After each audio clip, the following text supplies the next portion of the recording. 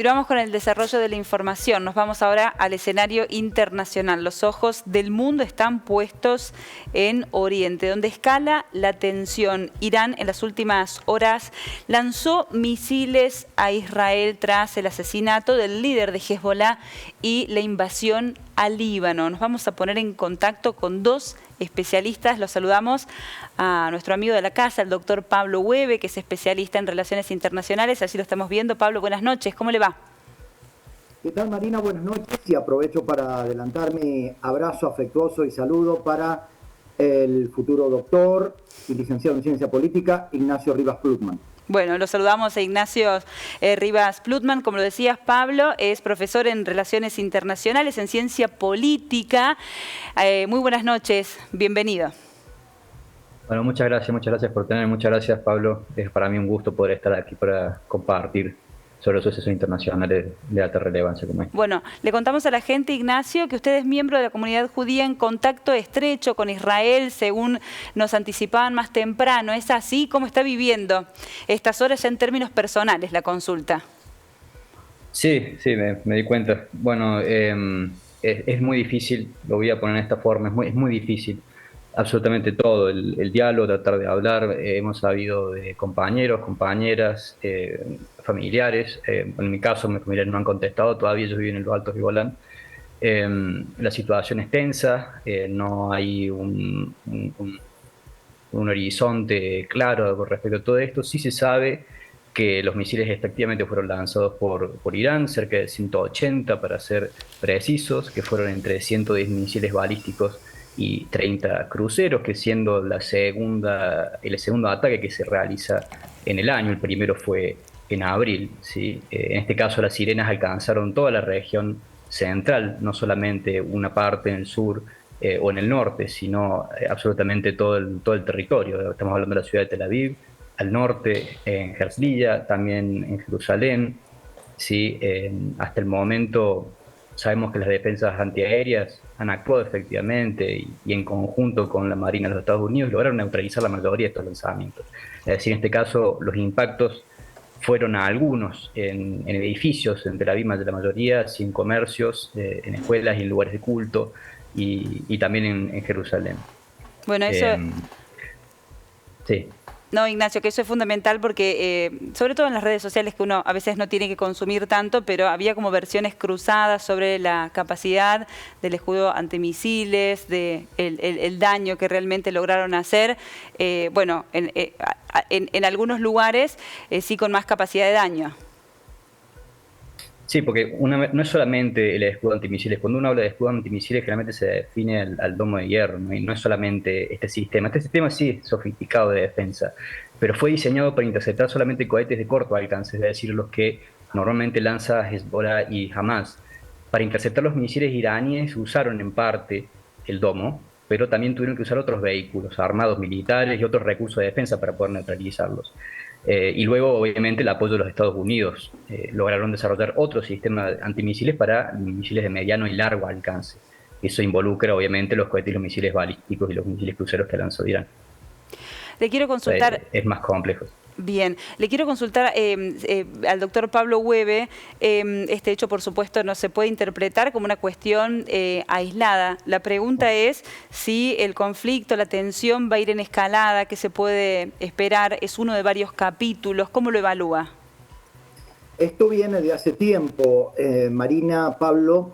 Esto viene del ataque terrorista del 7 de octubre del año pasado, a donde, si bien es cierto que el movimiento Hamas es armado y financiado por la República Islámica de Irán, en ese caso mucho se planteó de que Hamas es mucho más autónomo que el movimiento libanés Hezbollah, que fue atacado duramente en los últimos 2 meses por Israel.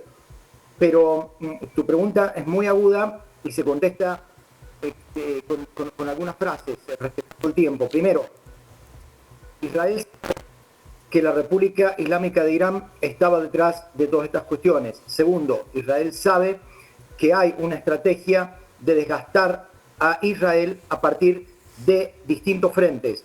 Por eso, de alguna manera, Netanyahu trató de evitar los errores de 2 primeros ministros anteriores, que era meterse por tierra en el Líbano y lo primero que hizo fue, por aire, en un primer momento atacar baterías antiaéreas y baterías antimisiles, en un segundo momento destruir el sistema de comunicaciones y en un tercer momento eliminar a toda su jerarquía política y militar. Esto es un golpe directo a Irán, Marina. Por eso está vinculado el tema del Líbano con el tema de Irán. Y cuando a mí me preguntan si Irán lo que está buscando es una guerra, claramente el propio presidente Pezeshkian, junto con el líder Ali Khamenei, dijeron que ellos no estaban buscando una guerra. Además saben perfectamente que no pueden sostener una guerra ni con Irán ni con nadie hoy por hoy, pero no podían quedarse, uno lo dice pensando en la Guardia Revolucionaria iraní, que fue prácticamente humillada con el asesinato de Ismail Haniyeh en Teherán, y en segundo lugar tratar de decirle al mundo palestino fundamentalmente, no, quédense tranquilos, nosotros seguimos estando. La verdad es que lo de hoy, me gustaría la opinión de Nacho en esto también, digamos, no fue un ataque que uno pensaría que fue deliberado para destruir o para matar, sino casi para consumo interno. Para consumo interno. Consultarles si hay preocupación por posibles agresiones a blancos de la comunidad judía en el resto del mundo, países que expresen valores occidentales. ¿Cómo lo ven? Nacho, bueno, en ese caso yo diría que hay cierta alerta, digamos de esa forma, con respecto. ¿Por qué digo esto? Porque en parte esto acontece un año después del ataque terrorista de Hamas el 7 de octubre, que es un evento que no solamente afectó a la sociedad israelí, sino a las sociedades culturales y judías de todo el mundo, porque nos tocó de cerca. Hay muchas personas argentinas que también estuvieron involucradas, siendo como víctimas, y muchas de ellas todavía siguen estando en cautiverio. Por lo tanto, yo diría que sí existe una cierta alerta con respecto a esta situación. Uno tendría que imaginar, ¿no? No solo imaginar, sino tener en cuenta que en este momento Israel está sometido a una presión muy grande, ¿no? O sea, por un lado, solamente en un año fue atacada por Hamas, fue atacada por Irán, fue atacado por Hezbollah, fue atacado por los hutíes, por la yihad islámica y por grupos terroristas de Siria e Irak. Tendríamos que entender que justamente hace un año del atentado de Hamas, para el pueblo israelí recuperar a los secuestrados es una misión sumamente importante.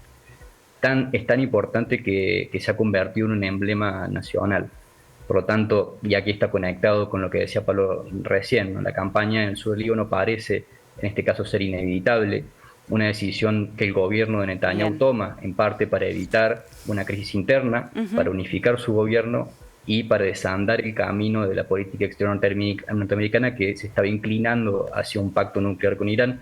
Esto frenaría ese acercamiento y buscaría retomar el diálogo con otros países árabes que se encuentran en posición de extender un acuerdo de normalización con Israel, como había sido en el caso de Arabia Saudita, antes de que Hamas lo obstaculizara el 7 de octubre tras el atentado. Bien, a los dos, Pablo e Ignacio, muchísimas gracias por estar esta noche con nosotros. Han sido muy amables. No. Por favor, Marina, y aprovecho que está Nacho. Mañana, con la primera estrella de la tarde, de mañana miércoles, comienza 5875, Rosh Hashanah, el año nuevo judío. Esperemos que junto con la cena dulce sea un buen año. Shana Tová, que significa que sea un año dulce. Y ojalá que muchos entiendan que Hamas y Hezbollah no son la voz del pueblo palestino. El pueblo palestino no merece terroristas como interlocutores. Muchísimas gracias. Buenas noches. A ustedes. Muchas gracias. Hasta luego.